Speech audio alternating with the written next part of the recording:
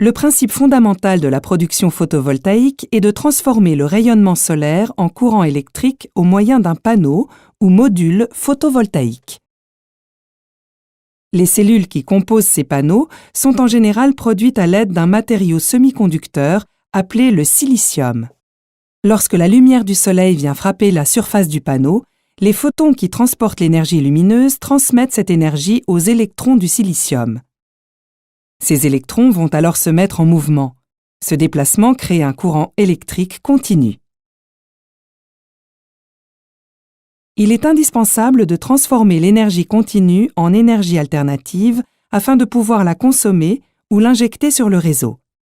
C'est le rôle de l'onduleur, appareil central dans la chaîne de production. Les prix des modules photovoltaïques ont très largement chuté, tandis que la qualité et la puissance se sont améliorées. Ceci contribue au développement des fermes solaires. Pouvant produire jusqu'à plusieurs centaines de mégawatts, ce sont de gigantesques centrales qui peuvent alimenter plus de 100 000 foyers.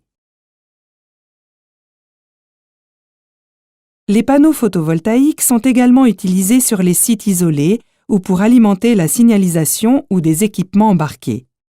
La transition énergétique et la réglementation thermique des bâtiments en France incitent également les particuliers à installer des systèmes de production photovoltaïque principalement destinés à l'autoconsommation.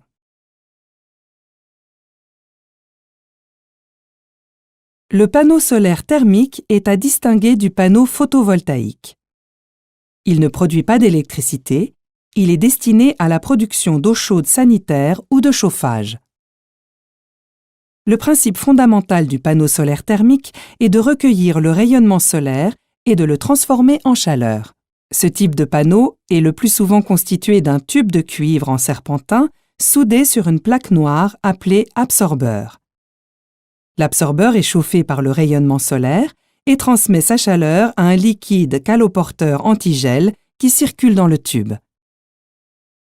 Ce fluide chaud rejoint ensuite un ballon de stockage dans lequel il réchauffe l'eau froide sanitaire.